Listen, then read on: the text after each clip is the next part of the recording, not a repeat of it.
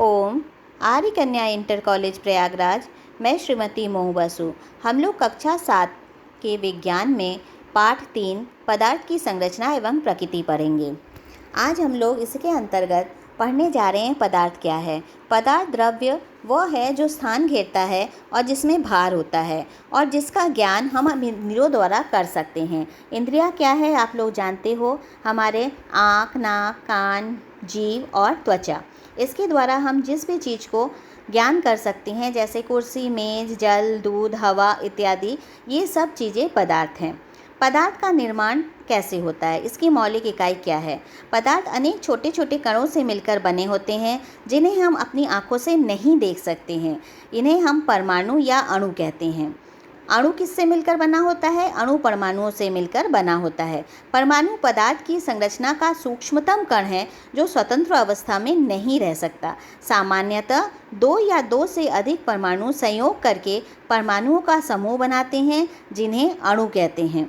अणु किसी पदार्थ की संरचना का एक अति सूक्ष्म कण है जो स्वतंत्र अवस्था में रह सकता है।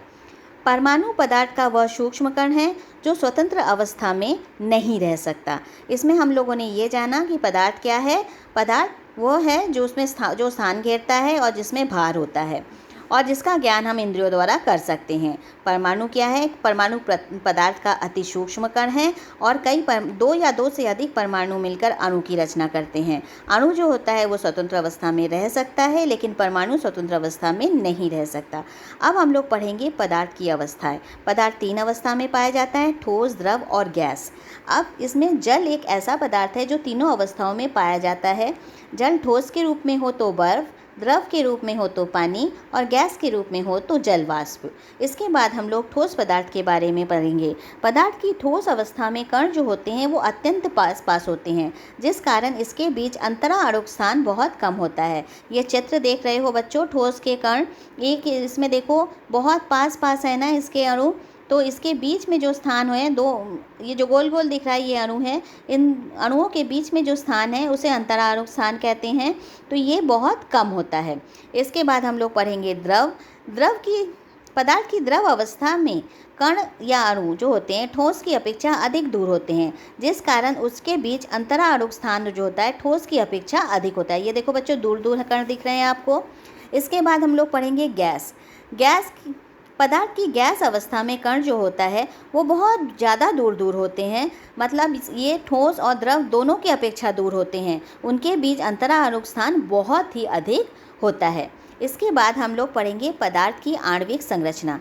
पदार्थ की आणविक संरचना के अंतर्गत हम लोग पढ़ेंगे एक प्रश्न है आपके बुक में, ठोस पदार्थ किस प्रकार द्रव और गैस से भिन्न है। तो इसी में हम लोग पढ़ लेते हैं ठोस, द्रव और गैस की आणविक संरचना। अब ठोस पदार्थ, ये तो प्रश्न के उत्तर लिखने के लिए आप लिखेंगे ठोस पदार्थ निम्न प्रकार से द्रव और गैस से भिन्न हैं। ठोस पदार्थ के अणु जो होते हैं द्रव और गैसों की अपेक्षा अत्यधिक निकट होते हैं। ये आपने देख लिया, ये ठोस पदार्थ के कण बहुत पास हैं। इसके बाद है ठोस पदार्थ के अणुओं के बीच आकर्षण बल द्रव एवं गैसों की अपेक्षा अधिक होती है। ये देखो, ठोस के अणु बहुत पास है, इसलिए इसमें आकर्षण बल भी ज़्यादा है, एक दूसरे को खींचने की प्रवृत्ति अधिक है। गैस और इसमें देखो द्रव में ये थोड़ा सा दूर है, इसमें आकर्षण बल ठोस की अपेक्षा कम है, और गैस में अणु बहुत दूर है तो इसमें आकर्षण बिल्कुल नहीं या नगण्य होता है। इसके बाद ठोस पदार्थ के आकृति एवं आयतन निश्चित होता है। ये देखो ठोस पदार्थ है, इसका आयतन भी निश्चित है और आकृति भी निश्चित होता है क्योंकि इसके अणु बिल्कुल पास होते हैं। इसके बाद जबकि द्रव पदार्थ की आकृति निश्चित नहीं होती, आयतन निश्चित होता है। अब जैसे ये द्रव है, द्रव को हम आराम से किसी बर्तन में डाल सकते हैं और जिस बर्तन में वो द्रव डालते हैं उसी की आकृति ले लेती है, तो इसकी आकृति तो निश्चित नहीं होती, लेकिन आयतन हम निश्चित कर सकते हैं। किसी बर्तन के द्वारा हम इसे नाप सकते हैं, जैसे दूध नापने वाले आते हैं, आपने देखा होगा कि उनके पास एक बर्तन रहता है जिससे वो दूध नाप के देते हैं आपको।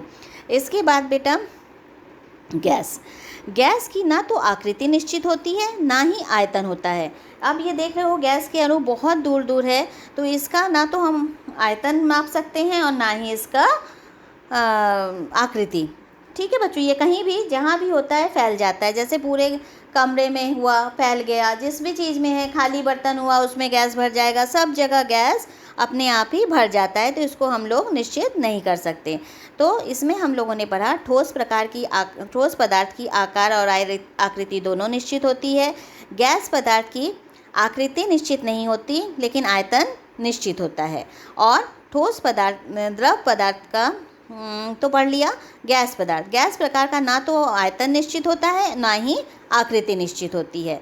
अब हम लोग बच्चों थोड़ा सा क्वेश्चन कर लेंगे। सही विकल्प आपके बुक में जो है वही है, ये हमने सिर्फ आंसर लिखा है, क्वेश्चन आपको नहीं लिखा है, ये आंसर ही आपको कॉपी में लिखना है। और आपको मैं इसको बता देती हूँ। पहला है सही विकल्प में, इसमें से किसके अणुओं के बीच अंतरा आणविक आकर्षण बल सबसे अधिक होता है। ऑप्शन दिया हुआ है पानी, भाप और ऑक्सीजन। तो इसमें बर्फ़ के अणुओं के बीच अंतरा आणविक आकर्षण बल सबसे अधिक होगा क्योंकि इसके अणु बहुत पास होते हैं। दूसरा है धवन सोडा है, sodium carbonate, sodium bicarbonate, sodium hydroxide और पोटेशियम हाइड्रोक्साइड। तो इसका आंसर होगा सोडियम कार्बोनेट। इसके बाद है कैल्शियम हाइड्रोक्साइड का सही सूत्र है, इसमें कई सारे दिए हुए हैं जिसमें से CaOH का होल स्क्वायर, ये इसका सही उत्तर होगा। इसके बाद है नेक्स्ट, इसमें से कौन सा प्रबल अम्ल है। ऑप्शन दिया हुआ है साइट्रिक अम्ल, टार्टरिक अम्ल, एसिटिक अम्ल और नाइट्रिक अम्ल। तो ये नाइट्रिक अम्ल जो होता है ये सबसे प्रबल अम्ल होता है। इसके बाद इसमें से कौन सा इंडिकेटर या सूचक नहीं है, तो नहीं है।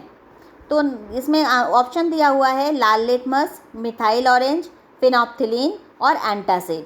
तो ये लाल लिटमस भी इंडिकेटर है, मिथाइल ऑरेंज भी इंडिकेटर है, फिनोप्थिलीन भी इंडिकेटर है।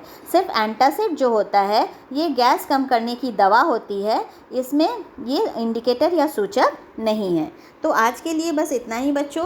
तब तक के लिए खुश रहो, सुरक्षित रहो, पढ़ते रहो और स्वस्थ रहो।